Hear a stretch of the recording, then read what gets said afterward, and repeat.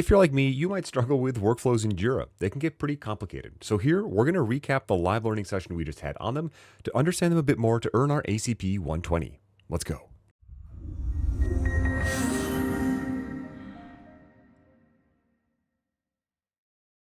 Workflows in Jira are the thing that tells you where a workflow is in a certain process or workflow. Now, this is just business logic. Every organization will define their own set of statuses any type of work has. And it's important to keep in mind that different types of work, different work types will have different workflows. For example, how your team manages a bug will differ from how your team manages an initiative, or a story, or a feature. This means that as Jira admins, we need to be configuring workflows for different purposes. Now, you may not see questions like this on the exam, but as an admin, you should be proactively working with your teams to best understand their workflow and their process. This will allow you to better configure Jira to meet their needs. Be very careful about just doing what someone asks. Always make sure you understand why they want to change the workflow. This is important, one, so you can support them best, but two, to make sure that you're making the right configurations. Remember that workflows also have a scheme, so workflows can be reused across different spaces on different work types as needed. So don't be afraid to build out one workflow and then use it in different spots. This is very common for teams that have similar processes. So we're going to start with just some basics around workflows. We're going to pop into Jira and talk about what statuses and transitions are. Then we'll dig into some more advanced aspects of workflows like conditions and validators before we discuss resolutions, and then wrap this all up with how it impacts boards. Wee-oo, wee-oo, wee-oo. I'm going to close my door. Here we are in Jira, and to open a workflow, we just have to open a work item. Keep in mind, anyone with view access to this can do these steps. So it's important to show your team how to view the workflow. This is important because they'll see what statuses happen to exist and what transitions exist. In this example, I see a number of statuses: to do, in progress, done, etc. And they're different colors. The color represents the status category. This mainly only shows up in JQL, Jira Query Language, or if you're pronouncing it properly, JQuil, but it allows you to quickly sort work items. As you build workflows, you'll get a lot of statuses that are in the to-do status. You might not know all their names, so you can just say something like status category equals to do, and it will show you all the gray ones. The blue ones are in the in progress status category, and the green ones are in the done status category. What we're really looking for here, though, in addition to these statuses, are transitions, these arrows. It all starts with start and moves to the first status. And in this case, I can see any status can move to any other status. This is called a global transition. It's not necessarily bad, but it does mean that a work item that was just created could immediately skip every other status and go into done. This is where it's important for us as admins to understand our team's workflow and to ask, hey team, is this okay? Or are we sure we don't want it to get an architecture review first, or testing, or be accepted? Or is it okay if we skip every other status? So this is a good example of something I would push back and ask a little bit more information about so I understand what they are trying to do so I can support them. Let's contrast this with another workflow though. Let's contrast it with this workflow though. We can see some similarities. There are statuses waiting for support. That's blue. That means it's an in progress status category. I've got a green one that's resolved. But you'll notice there are specific transitions. For example, I can put my mouse over this arrow, and I can see that to go from in progress to resolved, I can either resolve the issue or send it back to in progress. These icons, the lightning bolt and the little graphic icon, indicate that there is something else about this transition. It will take some action or do something in the workflow. But I can see that not every status can move to every other status. For example, pending can go to canceled, but canceled cannot go directly to pending.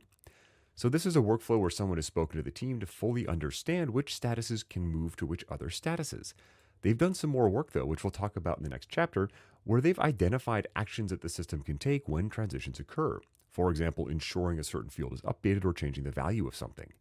So these are the basics of our workflows. Now we're going to jump in and make one from scratch. To do this, I'm just going to go into my Jira admin panel, look under work items, and go under workflows. Now, I mentioned all workflows can fit into a scheme. This scheme is what will connect them to a different work type in a different space. So in this particular space, the post-incident review uses the builds workflow.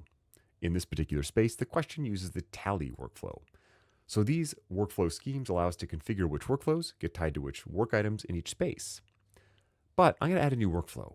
I'll click Create New. I'll give it some kind of name. The name is very important. Typically, groups will prefix it with the key of the space and always give them a description. The description is important for you later. When you view this, you'll see what it's for, but also helps other admins. Now here I have a blank workflow.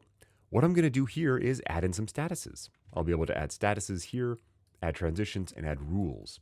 So I'll add a new status. In general, I want to pick from an existing menu of statuses. You can see there are quite a lot. So I might go from open and have a new status called something like investigating. I can see there's an existing one. I'll click add, and that will just add this status visually in my workflow. Now in this case, I'll make it very quick. You will add as many statuses as the team has identified as needing. You ideally want to keep this as simple as possible. The less statuses, the less likely it is someone will get confused or frustrated. But I'll add a close status, and then I'll add transitions, or the ability to move from open to investigating. I'll give it a status name, open investigation, and click create. And then I'll connect investigation to closed and say investigation done. So now I have a workflow I could use. I start with my open status when a work item is created, goes into investigating, and then I can mark the investigation is done to close it out. This is a basic workflow. Again, it has statuses representing where work exists in a process, and then I've got transitions that move it between them. Oh, excuse me, folks, just a quick break for our sponsor. Service Rocket pays to sponsor these videos. It helps make it possible for me to make them. And they've got a quick message about their crew member program, somewhere you can find contract work in the Atlassian ecosystem. What excites me most about the crew member program and Service Rocket is that with Atlassian's over 300,000 customers, there's an opportunity for everyone to win and for everyone to have a part of the Atlassian ecosystem. What a crew member does is they come in at the times when Service Rocket needs to either scale up a project or has a specialty expertise that we're needing to help our customers get the most out of their Atlassian software. So they're not just joining a contract or a project, they're actually joining a community of talent that is all focused on being the most reliable partner. Anyone around the world can be part of the crew member programs. Think of yourself as part of a community and a movement that is growing the Atlassian ecosystem. In addition to having things like these transitions and these statuses, though, workflows can also have conditions, validators, post functions, and properties. Now, each of these is a tool that allows us to better control the workflow. We'll jump in and see each of these, but at a high level, a condition allows us to hide a workflow unless a condition is met. For example, if you're not part of the QA team, you cannot move something into QA. Another example might be you don't want someone to close a work item unless a specific field has been filled out. The transition will just be hidden. Next, we have validators. This prevents someone from using the transition unless some condition is met. For example, a certain field has been filled out. You don't want your QA analyst transitioning a work item until they've filled in the QA fields. We also have post functions. These occur after the transition has happened. Most commonly, there's a post function that will remove the resolution when something is moved out of a done status. We'll talk more about this as we go, but it allows us to change something on the ticket after a transition has occurred. And last, we have properties. These are essentially metadata or specific flags on a work item that let us control it. One example would be preventing editing to a work item after it's been closed. There's a lot of different properties. I'll include some information in the links about those more, but these are the four main things we get. Again, conditions, validators, post functions, and properties. So let's jump in and see what these look like in Jira. Now, what we're looking at is the current version of Jira as of about June 2026. If you're using slightly older versions, it will visually look a bit different. But I can click on a transition, and over here on the right, I have different rules. I have a restriction. Basically, this hides the transition when a certain rule isn't met. I might say, you know what? Don't allow this if there's a pending approval. Or maybe only allow certain individuals to make this transition. Or only allow it if it's already been through a certain status. Maybe I don't want someone skipping my testing stage. Or just restrict who specifically can do it. These are all examples of conditions, things that must be true for the condition to be shown. Now, which ones you pick will depend on your team's needs, so make sure you talk to your teams to understand who is allowed to transition work items and when. Next, we have validators. These are something that have to be true to show the transition. So whereas a condition will hide the transition until it's met, a validator will show the transition, but you just can't use it until you've done a certain thing. For example, you may want to show a transition, but not allow it until it's moved through a certain status. Or maybe you want something about the parent to be true. Maybe the parent story has to be in a done state before a subtask can be closed out. These are also dependent on the needs of your team. So you want to talk to your team to make sure they understand what you can do and then what controls you have to help streamline their process. These are typically used to help make sure specific fields are filled out, so at the end of the day, your reporting is accurate or other teams can take certain action. Last, we have our post functions. These will all do something after the transition occurs. For example, you can automatically reassign the work item. If I'm in QA and I assign this to QA complete, automatically reassign it to the person who created it.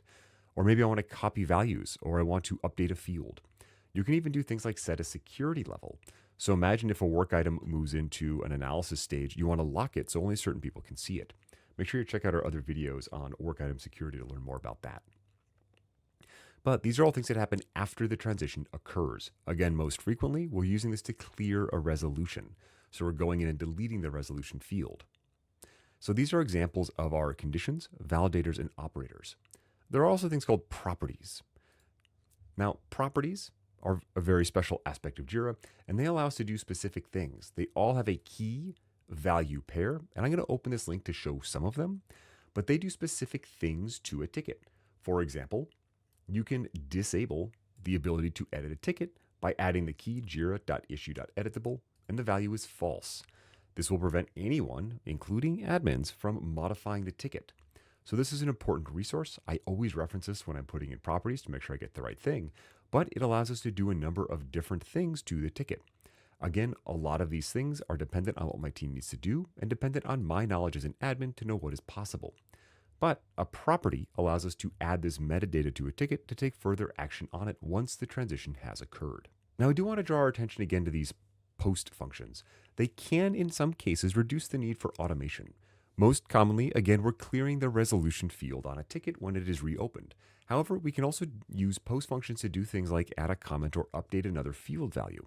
So just keep your eyes open for opportunities to use post functions in a workflow instead of having to rely on automation. Things like post functions are also great, again, for changing that issue security or work item security to make sure that things are locked down properly. This is also a very good plus because it sits on the workflow. It doesn't require you to ensure an automation is pointing at that space because they can be scoped to certain spaces. It just means that when this workflow is being used, it will automatically set those work item security levels. You do have to make sure work item security is there, but this is just an example of using the workflow post functions instead of an automation. And in many cases, this is advantageous because you as the admin have less to worry about. You know it's in the workflow. You don't have to go turn it on anywhere. You just turn on the workflow and it's good to go. One important aspect and very commonly missed thing is setting the resolution. When a ticket moves into the done status, typically folks are asked to put a resolution. The resolution is why the ticket was closed. Maybe it was a duplicate. Maybe you resolved the bug. Maybe it was fixed. Regardless, the resolution is not the status. You resolved the ticket. It's in a done state. However, it is possible for that ticket to have a transition to go back out to in progress. Maybe it's a reopen transition. When someone uses this particular transition, it will put the ticket back into investigating, but it will not automatically clear the resolution. This is very common, and it means you'll have people wondering why the report shows a ticket being as resolved when it looks like it's open. So we have a very easy fix. We can just go in here and add a post function that will clear out the resolution. We'll select Update a Work Item field, hit Select, and just look for our resolution field. Here, I'll just say Clear the field and hit Add. And you'll notice there's now a little lightning bolt. This indicates it's taking some action, but this now makes sure every time a work item is reopened, it moves from closed to investigating. That resolution is cleared, so it can be reset when it's closed. I'm bringing attention to this because practically it's a big challenge. You might also see something similar on the exam, but keep in mind that this is a very common setup that folks use to help ensure that their tickets are resolution free when they need to be. Now, I did mention we'll talk a little bit about boards, and that's because the workflow that we set up on the work items directly impacts our ability to move tickets through boards. In this example on screen, I have a board that has to do, in progress, and done. Now, I can click and drag this, and you'll notice that there's multiple statuses that appear in the in progress column. So the first thing to know about boards is one column can contain multiple statuses of the workflow. This is important that people know about this because they're used to just clicking and dragging. They might put this in the wrong status. The other thing to know, though, is if a transition does not exist between to do and done, folks won't be able to click and drag and drop in done. This is a very common source of frustration, especially if an admin like myself makes a mistake and doesn't put a transition to in progress. Folks will just not be able to move the ticket. So if you're getting reports that someone can't move a work item on a board, take a look at the underlying workflow and just see if that transition exists. Easiest way to do this, just open up the work item they say is broken, go to To-Do and Workflow, and examine it here. This will show you if there's a transition between the statuses they're trying to do. The next step is to check the board column mapping. We'll cover this in another lecture to see if it's been mapped in properly. But this is another implication of setting up a workflow. We might accidentally break somebody's boards. So those are workflows. I highly encourage you go in and start playing around with workflows. The more hands-on experience you get, the easier they'll be to understand and the more it will gel. But in general, keep in mind that statuses are categorized. You've got to do, in progress, and done categories. They're gray, blue, and green. These mainly show up in JQuil, it's pronounced JQuil, or JQL, and help you sort work items. Also remember that conditions will hide a transition. If you don't want that transition to show up, use a condition. If you want to block its use a validator. The next thing to remember is that resolutions can be set when you close a work item. You should also clear them when you reopen. This is done through a post function. And remember that board columns are mapped with specific statuses. This does not automatically happen, and you can accidentally break it if you kind of forget to do that. So I hope you found this recap useful. As a reminder, we do have a WhatsApp Discord community available for you. Jump on in here and join hundreds of other folks. I also have this free companion course that includes quizzes, labs, and other things to help you continue your learning, available entirely for free. Please use these resources. They will help you understand and get in touch with some great folks who will help you learn even more. I do want to thank you for learning with me. I had a lot of fun learning about workflows. Again, I was never trained on it, so it did kind of scare me a bit, and I've made a ton of mistakes, so you are not alone. So that's all for this recap. I do want to give a quick shout out to my channel members and other folks who help support me. Without them, I could not do this. They make it possible. And please make sure you take a moment to give this video a like and subscribe. I do this professionally and I want to make sure I give you the best possible stuff. So let me know if you like it by liking it. Thanks again, and I look forward to seeing you in the next one of these soon.